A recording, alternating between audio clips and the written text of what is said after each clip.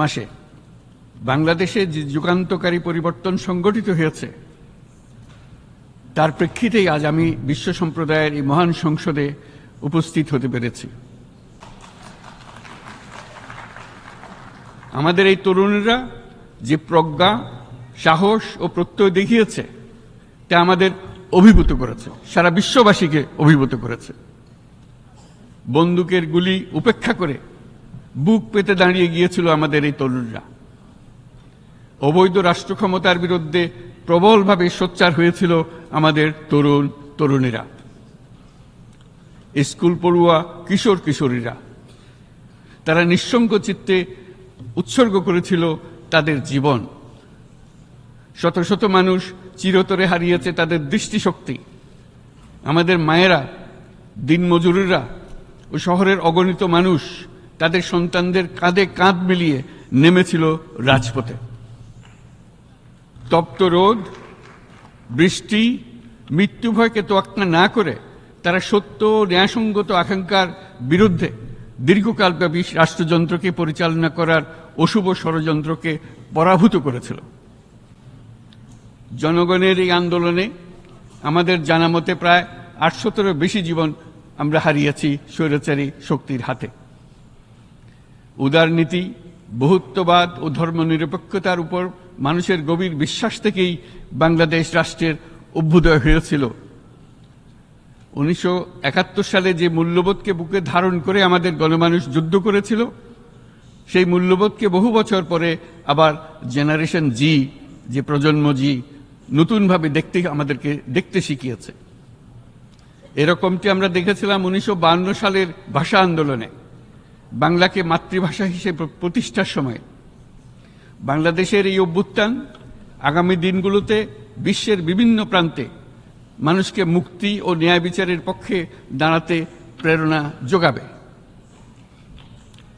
আমাদের মুক্তি ও গণতান্ত্রিক আকাঙ্ক্ষাকে বাস্তবে রূপ দিতে আমি তাই আজ বিশ্ব সম্প্রদায়কে আমাদের নতুন বাংলাদেশের সঙ্গে সম্পৃক্ত হওয়ার উদাত্ত আহ্বান জানাচ্ছি। মাননীয় সভাপতি, যে রাষ্ট্র কাঠামো দুঃসহ হয়ে গেছে তার পুনর্গঠনের জন্য আমাদের তরুণরা, দেশের আপামর জনসাধারণ একমত হয়ে আমার এবং আমার উপদেষ্টা পরিষদের উপর আস্থা রেখে সরকার পরিচালনার এক মহান দায়িত্ব আমাদের উপর ন্যস্ত করেছে। এই দায়িত্ব গ্রহণের পর আমরা গভীর বিস্ময় ও হতাশার সঙ্গে মুখোমুখিভাবে দেখতে পাচ্ছি কিভাবে সর্বগ্রাসী দুর্নীতি একটি কার্যকর গণতান্ত্রিক ব্যবস্থাকে ধ্বংসস্তূপে পরিণত করেছে, কিভাবে রাষ্ট্রের মূল প্রতিষ্ঠানগুলোকে নির্মমভাবে দলীয়করণের আবর্তে বন্দী করে রাখা হয়েছিল, কিভাবে জনগণের অর্থকে লুটপাট করা হয়েছিল, কিভাবে একটি বিশেষ স্বার্থান্বেষী গোষ্ঠী সমস্ত ব্যবসা বাণিজ্যকে অন্যায়ভাবে নিজেদের হাতে কুক্ষিগত করে দেশের সম্পদ অবাধে বিদেশে পাচার করে দিয়েছে। এক কথায়, কিভাবে প্রত্যেকটি পর্যায়ে ন্যায়, নীতি ও নৈতিকতা অদৃশ্য হয়ে গিয়েছিল। এরকম এক অবস্থার দেশকে পুনর্গঠন এবং জনগণের কাঙ্ক্ষিত রাষ্ট্র ব্যবস্থা প্রতিষ্ঠিত করার জন্য আমাদের উপর দায়িত্ব প্রদান করা হয়েছে। অতীতের ভুলগুলোকে সংশোধন করে একটা প্রতিযোগিতামূলক ও শক্তিশালী অর্থনীতি এবং ন্যায়ভিত্তিক সমাজ ব্যবস্থা গড়ে তোলাই এই মুহূর্তে আমাদের মূল লক্ষ্য। বর্তমান পরিবর্তিত পরিস্থিতিতে সকল রাজনৈতিক দল এখন স্বাধীনভাবে তাদের মতামত প্রকাশ করতে পারছে। যে সব ব্যক্তি বা প্রতিষ্ঠান রাষ্ট্রীয় কাজ ও সিদ্ধান্ত গ্রহণ করার প্রক্রিয়ায় সম্পৃক্ত, তাদের প্রত্যেকের জবাবদিহিতা নিশ্চিত করাই আমাদের অগ্রাধিকার। আমরা মানুষের মৌলিক অধিকারকে সমুন্নত ও সুরক্ষিত রাখতে দৃঢ়প্রতিজ্ঞ। আমাদের দেশের মানুষ মুক্তভাবে কথা বলবে, ভয়ভীতি ছাড়া সমাবেশ করবে, তাদের পছন্দের ব্যক্তিকে ভোট দিয়ে নির্বাচিত করবে, এটাই জাতির আকাঙ্ক্ষা এবং এটাই আমাদের লক্ষ্য।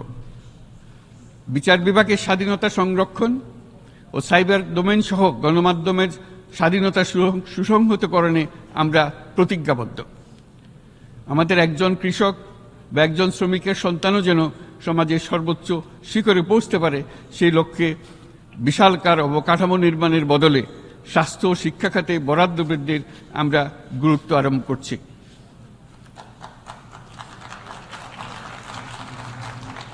রাষ্ট্র ব্যবস্থার সকল পর্যায়ে সুশাসন ফিরিয়ে আনাই আমাদের অভীষ্ট। বাংলাদেশে যেসব আন্তর্জাতিক, আঞ্চলিক এবং দ্বিপাক্ষিক চুক্তির পক্ষভুক্ত সেগুলো প্রতিপালনে আমাদের সরকার বদ্ধপরিকর। জাতিসংঘ সহ বহুপাক্ষিক বিশ্ব কাঠামোতে বাংলাদেশের সক্রিয় অংশগ্রহণ ও অবদান অব্যাহত থাকবে। পারস্পরিক শ্রদ্ধাবোধ, মর্যাদা ও স্বার্থরক্ষণের ভিত্তিতে বাংলাদেশ বিশ্বের সকল রাষ্ট্রের সাথে বন্ধুত্বপূর্ণ সম্পর্ক বজায় রাখবে। মাননীয় সভাপতি, গত 7 সপ্তাহের মধ্যে আমাদের সরকার বিভিন্ন গুরুত্বপূর্ণ পদক্ষেপ গ্রহণ করেছে। আমাদের অনুরোধে সাড়া দিয়ে জাতিসংঘের মানবাধিকার বিষয়ক হাই কমিশনার বাংলাদেশের গণ আন্দোলনকালে সংগঠিত মানবাধিকার লঙ্ঘনের বিষয়ে বিস্তৃত অনুসন্ধান এবং এইসব বিষয়ে ঘটনার পুনরাবৃত্তি রোধে পরামর্শ প্রদানের জন্য একটা ফ্যাক্ট ফাইন্ডিং কমিশন গঠন এবং তার কাজ শুরু করার জন্য দ্রুত বাংলাদেশে পাঠিয়ে দিয়েছে। আমি তাকে বাংলাদেশের পক্ষ থেকে অশেষ ধন্যবাদ জানাচ্ছি। দায়িত্বভার গ্রহণের 2 সপ্তাহের মধ্যে আমরা গুম প্রতিরোধে যে আন্তর্জাতিক কনভেনশন রয়েছে তাতে যোগদান করেছি।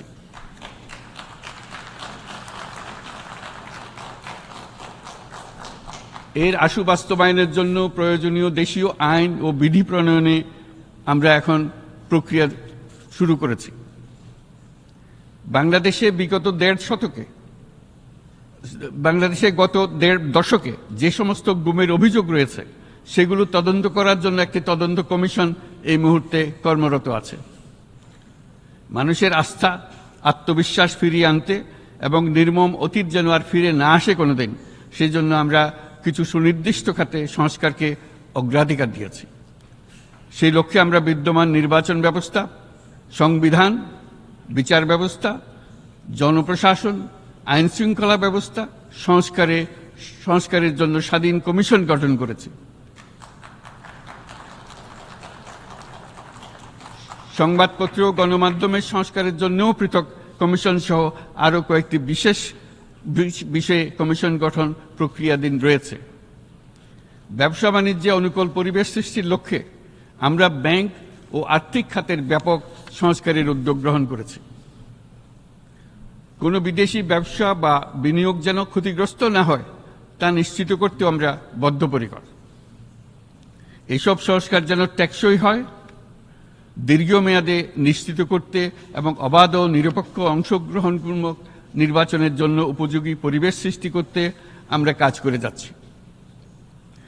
গণতন্ত্র, আইনের শাসন, সমতা, সমৃদ্ধি অর্জনের মাধ্যমে একটি ন্যায়ভিত্তিক সমাজ হিসেবে আত্মপ্রকাশের অভিপ্রায় বাস্তবায়নে আমি বাংলাদেশের প্রতি আন্তর্জাতিক সম্প্রদায়ের সমর্থন ও গভীরতর সম্পর্ক গঠন করার জন্য আহ্বান জানাচ্ছি।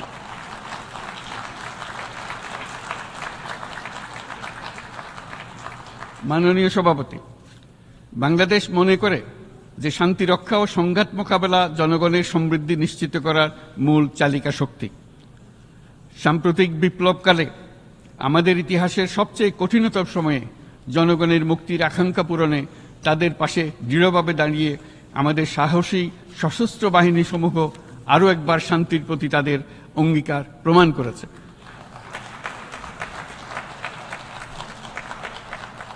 এটা সম্ভব হয়েছে শান্তি রক্ষায় আমাদের অঙ্গীকারের কেন্দ্রবিন্দুতে মানবাধিকারকে স্থান দেওয়ার ফলে। জাতিসংঘের পিস বিল্ডিং কমিশনের সূচনা লগ্ন থেকেই শান্তি রক্ষার মতো শান্তি বিনির্মাণেও বাংলাদেশ সমান অঙ্গীকার ব্যক্ত করে এসছে। আমাদের দিনগুলোতে আমরা জাতিসংঘের শান্তি রক্ষা কার্যক্রমে আমাদের মূল্যবোধ ভিত্তিক অবদানের ধারাবাহিকতা রক্ষা, সমুন্নত ও প্রসারিত করতে বদ্ধপরিকর। জাতিসংঘের শান্তিরক্ষা কার্যক্রমে অবদানকারী তৃতীয় বৃহত্তম রাষ্ট্র হিসেবে বাংলাদেশ এখন পর্যন্ত 43টি দেশে 63টি মিশনে শান্তিরক্ষী প্রেরণ করেছে।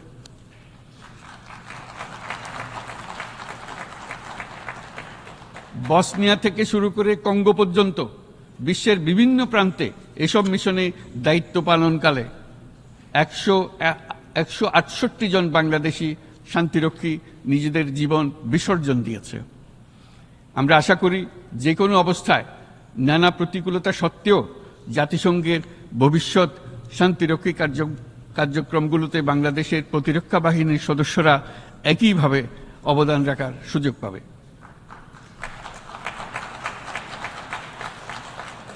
মাননীয় সভাপতি, আমাদের সকলের বাসস্থান এই পৃথিবী।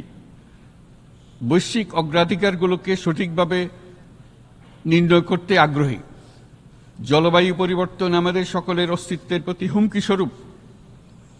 এই গ্রীষ্মে সর্বকালের রেকর্ড ভঙ্গকারী তাপদাহ আমাদের জলবায়ুজনিত পরিবর্তনের কথা স্পষ্টভাবে স্মরণ করিয়ে দিয়েছে। আমাদের যা প্রয়োজন তা হলো জলবায়ু সম্পর্কিত ন্যায় বিচার, যাতে করে দায়িত্বজ্ঞানহীন সিদ্ধান্ত, উদাসীন আচরণ কিংবা এর মাধ্যমে সাধিত ক্ষতির বিষয়ে যারা সংশ্লিষ্ট তাদের দায়বদ্ধ করা যায়। জলবায়ু পরিবর্তনজনিত দীর্ঘমেয়াদী প্রভাবগুলো অপূরণীয় ক্ষতির কারণ হয়ে দাঁড়িয়েছে। আমরা জীব বৈচিত্র্য হারিয়ে ফেলছি। প্যাথোজেনের পরিবর্তনের ফলে নতুন রোগ বাড়ছে। কৃষিক্ষেত্রে চাপ বাড়ছে ক্রমাগতভাবে। পানি সম্পদ ঝুঁকিতে ফেলছে আমাদের বাসযোগ্যতাকে। সমুদ্র পৃষ্ঠের উচ্চতা বৃদ্ধি এবং লবণাক্ততা আমাদের ক্ষতি করছে প্রতিনিয়ত। ঘূর্ণিঝড়ের সংখ্যা ও মাত্রা বৃদ্ধির কারণে যেই ক্ষতি হচ্ছে তাকে উপেক্ষা করার সুযোগ নেই। ক্ষুদ্র কৃষক, প্রান্তিক পর্যায়ে জীবিকা অন্বেষণকারীরা জলবায়ু পরিবর্তনজনিত ঝুঁকির মুখোমুখি হচ্ছে সবচেয়ে বেশি। আমি আজ এই বিশ্ব সভায় যখন কথা বলছি তখন বাংলাদেশের পূর্বাঞ্চলে 50 লাখেরও অধিক মানুষ তাদের জীবদ্দশায় হওয়া সবচেয়ে ভয়াবহ বন্যা মোকাবেলা করে যাচ্ছে। মহাসচিব গুতেরেস আমাদেরকে দেখিয়েছেন যে বিদ্যমান পরিক্রমা অব্যাহত থাকলে বিশ্বের গড় তাপমাত্রা 2.7 ডিগ্রি সেলসিয়াস বৃদ্ধির দিকে অগ্রসর হতে থাকবে। তাই বাংলাদেশের মতো জলবায়ু ঝুঁকিতে থাকা দেশগুলোতে অভিযোজনের জন্য ব্যাপক বিনিয়োগের আহ্বান জানাচ্ছি।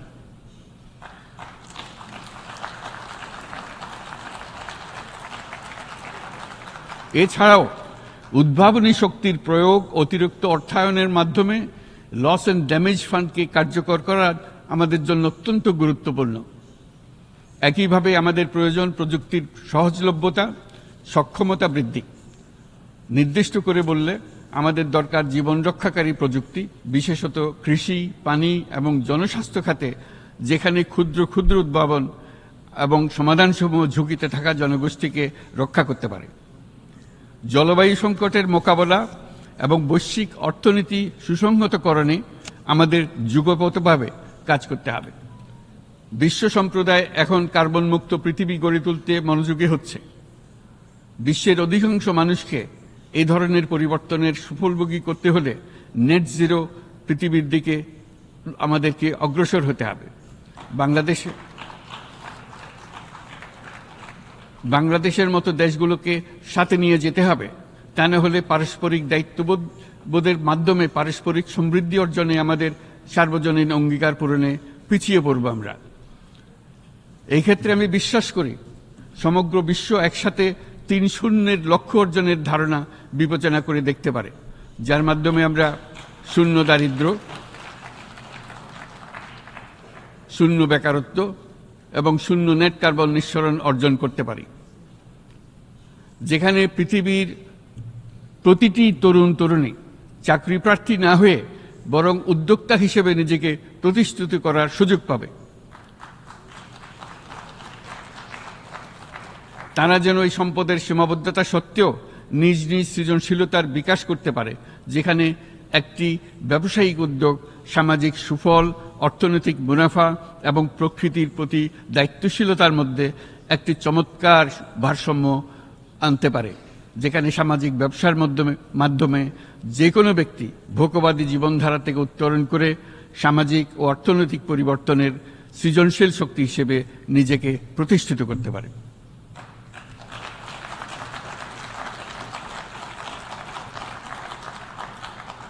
এই সময়ে তাই প্রয়োজন উন্নত উন্নয়নশীল সকল দেশসমূহ এবং বিভিন্ন অংশীদারদের মধ্যে নতুন দৃষ্টিভঙ্গি, নতুন মূল্যবোধ এবং নতুন একতা। সামগ্রিকভাবে এই লক্ষ্য অর্জনে জাতিসংঘ ব্যবস্থা, জাতীয় আঞ্চলিক পর্যায়ে সরকারসমূহ, সকল ব্যবসা প্রতিষ্ঠান, বেসরকারি অংশীজন এবং দাতব্য সংস্থাগুলোকে একসঙ্গে কাজ করতে হবে। আমাদের অর্থনৈতিক কাঠামোতে সামাজিক ব্যবসাকে স্থান দিলেই নিচের অর্ধেকাংশ মানুষের জীবনে তা বিরাট পরিবর্তন আনতে পারে।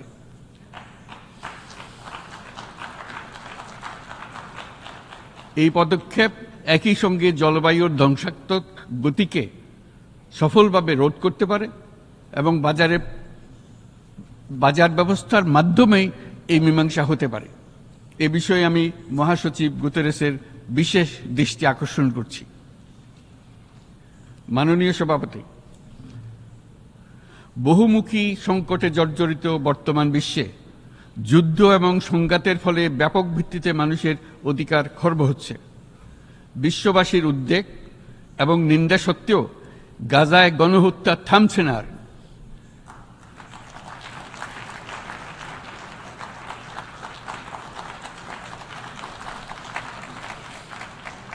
ফিলিস্তিনের মতো বিদ্যমান বাস্তবতা কেবল আরব কিংবা মুসলমানদের জন্যই উদ্বেগজনক নয়, বরং তা সমগ্র মানব জাতির জন্যই উদ্বেগের বিষয়।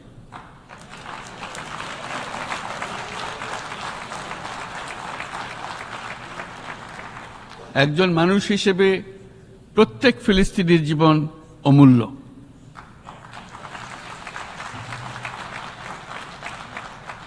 ফিলিস্তিনের জনগণের বিরুদ্ধে যে মানবতা বিরোধী অপরাধ হচ্ছে তার জন্য সংশ্লিষ্ট সকলকে দায়বদ্ধ করতে হবে।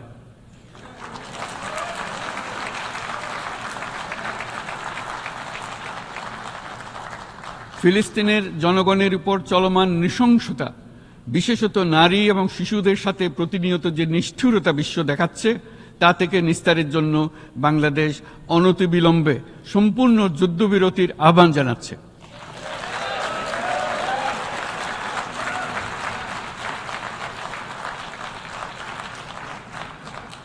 দ্বিরাষ্ট্রভিত্তিক সমাধানেই মধ্যপ্রাচ্যে টেকসই শান্তি আনতে পারবে। তাই জাতিসংঘ সহ আন্তর্জাতিক সম্প্রদায়ের সকলকে এর বাস্তবায়নের জন্য এখনই উদ্যোগ নিতে আহ্বান জানাচ্ছি।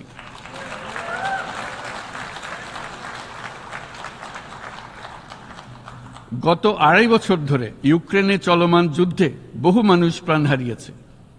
এই যুদ্ধের প্রভাব সর্বব্যাপী, এমনকি বাংলাদেশের অর্থনীতিতেও এর নেতিবাচক প্রভাব আমরা অনুভব করছি।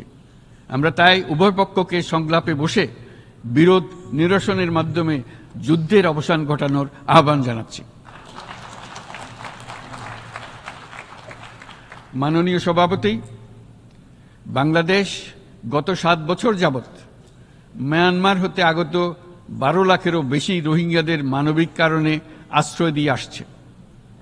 এর ফলে আমরা বিরাট সামাজিক, অর্থনৈতিক, পরিবেশগত ক্ষতির সম্মুখীন হচ্ছি। মায়ানমারের অভ্যন্তরীণ সমস্যা থেকে সৃষ্ট এই সংকট বাংলাদেশ ও আমাদের অঞ্চলের জন্য প্রথাগত ও অপ্রথাগত উভয় ধরনের নিরাপত্তা ঝুঁকির কারণ হয়ে দাঁড়িয়েছে। মায়ানমার থেকে বাংলাদেশে বলপূর্বক বাস্তুচ্যুত রোহিঙ্গাদের সহায়তা করতে আমরা অঙ্গীকারবদ্ধ। আমরা রোহিঙ্গাদের জন্য মানবিক সহায়তা কার্যক্রম চালু রাখা এবং তাদের টেকসই প্রত্যাবর্তন নিশ্চিত করার উদ্দেশ্যে আন্তর্জাতিক সম্প্রদায়ের পর্যাপ্ত সহায়তা অব্যাহত রাখার আহ্বান জানাচ্ছি। রোহিঙ্গাদের সাথে সংগঠিত হওয়া ব্যাপক ভিত্তিক মানবাধিকার লঙ্ঘনের জন্য আন্তর্জাতিক বিচার আদালত এবং আন্তর্জাতিক অপরাধ আদালতে চলমান বিচার প্রক্রিয়ার মাধ্যমে ন্যায় বিচার নিশ্চিত করাও সমানভাবে গুরুত্বপূর্ণ। রোহিঙ্গারা যাতে নিজ দেশে স্বাধীন এবং মর্যাদাপূর্ণ জীবন যাপন করতে পারে, সেই লক্ষ্যে অনুকূল পরিবেশ তৈরিতে জাতিসংঘ অন্যান্য আন্তর্জাতিক প্রতিষ্ঠানের ধারাবাহিক প্রচেষ্টার প্রশংসা দাবিদার।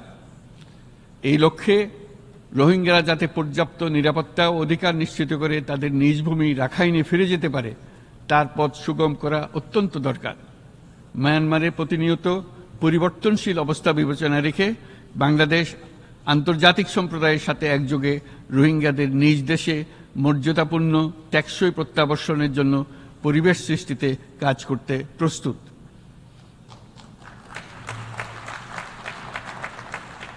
মাননীয় সভাপতি, রাজনৈতিক মুক্তি এবং সামাজিক অর্থনৈতিক জাগরণ ব্যতীত শান্তি ও নিরাপত্তা নিশ্চিতে সাফল্য অর্জন করা সম্ভব নয়।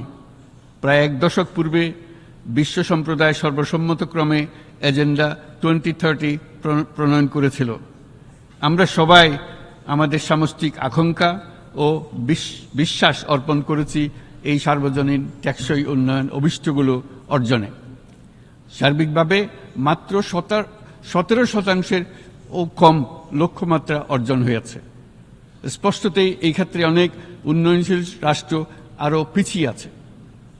উন্নয়নশীল দেশগুলোকে এসডিজি অর্থায়নের বছরে প্রায় 2.5 থেকে 4 ট্রিলিয়ন মার্কিন ডলারের সমান ঘাটতি মোকাবেলা করতে হচ্ছে।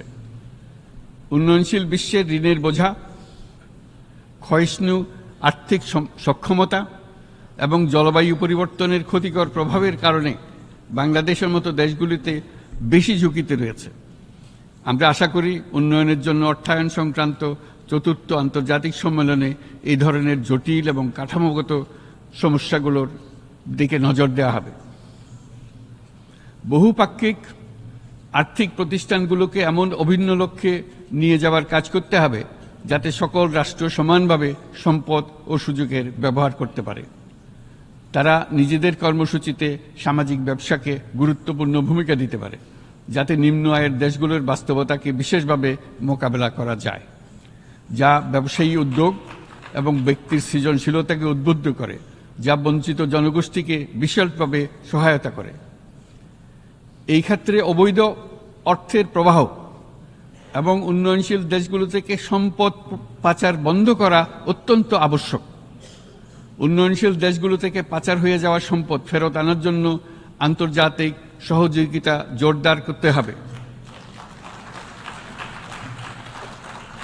আমরা আশা করি কর ফাঁকি রোধে আন্তর্জাতিক কর কনভেনশন অতি শীঘ্রই গৃহীত হবে। মাননীয় সভাপতি, আমরা যে নিবিড়ভাবে সংযুক্ত বিশ্বে বসবাস করছি, সেখানে অভিবাসন এবং মানুষের অবাধ প্রবাহ এক অলঙ্ঘনীয় বাস্তবতা। বাংলাদেশি নাগরিকরা প্রতিনিয়ত বিভিন্ন দেশে অভিবাসী হিসেবে যাচ্ছেন। তারা বিভিন্ন দেশে তাদের কর্মসংস্থানের সন্ধানে আছেন। বিশ্বের বিভিন্ন প্রান্তে এই মুহূর্তে প্রায় 1.5 কোটি প্রবাসী বাংলাদেশি আছেন। সকলের জন্য অভিবাসনের উপযোগিতা নিশ্চিত করতে বিশ্ব সমাজকে নিরাপদ, সুশৃঙ্খল এবং নিয়মিত মর্যাদাপূর্ণ অভিবাসনের পথ সুগম করতে হবে। আন্তর্জাতিক সম্প্রদায়কে অভিবাসীদের মানবাধিকার এবং তাদের প্রতি মানবিক আচরণ নিশ্চিত করতে হবে।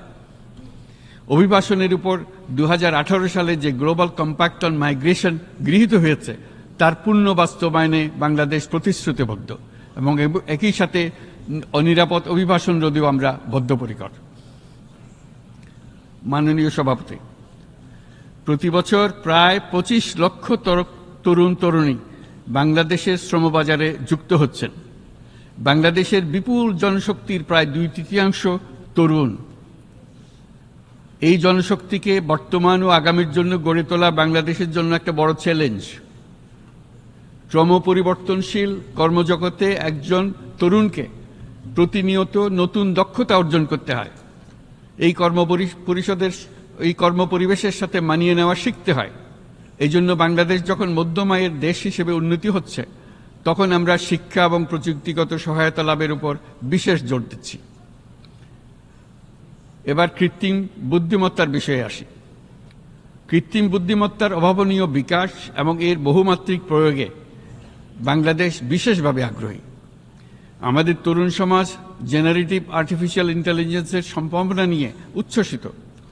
একজন বিশ্ব নাগরিক হিসেবে তারাও চায় নতুন পৃথিবীতে নিয়োজিত হতে, কর্মক্ষম হিসেবে নিজেকে গড়ে তুলতে।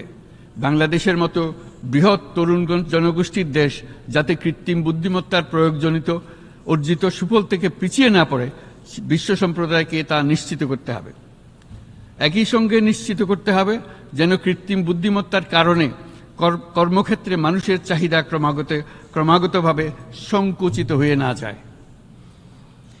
এই প্রসঙ্গে আমি উল্লেখ করি যে আমরা ভিন্ন একটা ইন্টেলিজেন্স, অটোনোমাস ইন্টেলিজেন্স, অর্থাৎ যে কৃত্রিম বুদ্ধিমত্তা নিজেই নিজের কৃত্রিম বুদ্ধিমত্তাকে সম্প্রসারিত করতে পারে মানুষের কোনো হস্তক্ষেপ ছাড়াই, তার ব্যাপারে আমরা বৈজ্ঞানিকদের দৃষ্টি আকর্ষণ করতে চাই। তারা যেন এই ক্ষেত্রে অগ্রসর হওয়ার আগে মানুষের উপর এর প্রভাব সম্বন্ধে নিশ্চিত হয়ে অগ্রসর হন। আমাদের ধারণা, অটোনোমাস ইন্টেলিজেন্স মানুষের অস্তিত্বকে বিপন্ন করে তুলতে পারে, কাজে এই ব্যাপারে আমাদের সম্পূর্ণ সজাগ থাকতে হবে। মাননীয় সভাপতি, আমাদের আসলে দরকার নতুন ধরনের সহযোগিতা কাঠামো, যেখানে বৈশ্বিক ব্যবসা ও জ্ঞানের অধিকারী গোষ্ঠী মানুষের চাহিদাগুলোকে যথাযথভাবে অনুধাবন করবে। আন্তর্জাতিক সহযোগিতার মাধ্যমে উন্নয়নশীল দেশগুলোর জন্য এমন একটি রূপান্তরকারী ব্যবস্থা তৈরি করতে হবে যা কর্মসংস্থান, আর্থসামাজিক প্রতিকূলতা বা জীবিকার জন্য যুৎসয় সমাধান নিশ্চিত করবে। মাননীয় সভাপতি, আমাদের প্রচেষ্টা, সক্ষমতা এবং সম্পদ একত্রীকরণের মাধ্যমে সকলের সামর্থ্য, উদ্ভাবনী শক্তি এবং সমৃদ্ধিকে কাজে লাগাতে হবে। আর্থসামাজিক উন্নয়ন এবং জলবায়ু সহনশীলতা নিয়ে আমরা প্রতিনিয়ত যে প্রতিকূলতার সম্মুখীন হচ্ছি, সম্মিলিত উদ্যোগের মাধ্যমে তার মোকাবেলা করতে হবে। বৈশ্বিক দক্ষিণের দেশগুলোকে অনন্য অর্থনৈতিক এবং সামাজিক প্রেক্ষাপটে দক্ষিণ দক্ষিণ এবং ত্রিভুজীয় সহযোগিতা এই ক্ষেত্রে বিশেষভাবে সহায়ক হতে পারে বলে আমি মনে করি। বৈশ্বিক দক্ষিণের আওয়াজকে বিশ্বব্যাপী জোরালোভাবে তুলে ধরার জন্য প্রয়োজন সম্মিলিত উদ্যোগ। সেজন্য বৈশ্বিক এজেন্ডা প্রণয়ন ও বাস্তবায়ন নিশ্চিত করতে বৈশ্বিক দক্ষিণের দেশগুলোর মতামতকে যথাযথ গুরুত্বের সাথে বিবেচনা করতে হবে। জনাব সভাপতি, কোভিড অতিমারির অভিজ্ঞতায় আমরা দেখেছি জনস্বাস্থ্যে ব্যাপক বিনিয়োগ কতটা গুরুত্বপূর্ণ হতে পারে। বিশ্ব স্বাস্থ্য সংস্থায় বৈশ্বিক অতিমারি চুক্তির চলমান আলোচনায় বাংলাদেশ নেতৃত্ব প্রদান করে চলেছে। আমরা চাই কার্যকর আন্তর্জাতিক সহযোগিতা, জনস্বাস্থ্য ব্যবস্থায় অর্থায়ন, প্রযুক্তি হস্তান্তর, গবেষণা ও উন্নয়ন, ভ্যাকসিন থেরাপিউটিক্সের উৎপাদন বহুমুখীকরণ এবং সকল ভ্যাকসিনকে মেধাস্বত্ব অধিকার মুক্ত ঘোষণা করার ব্যাপারে ঐক্যমত্য গঠন। অসংক্রামক রোগসমূহের বিরুদ্ধে লড়াইয়ে এই বিষয়গুলি অত্যন্ত গুরুত্বপূর্ণ। জনাব সভাপতি,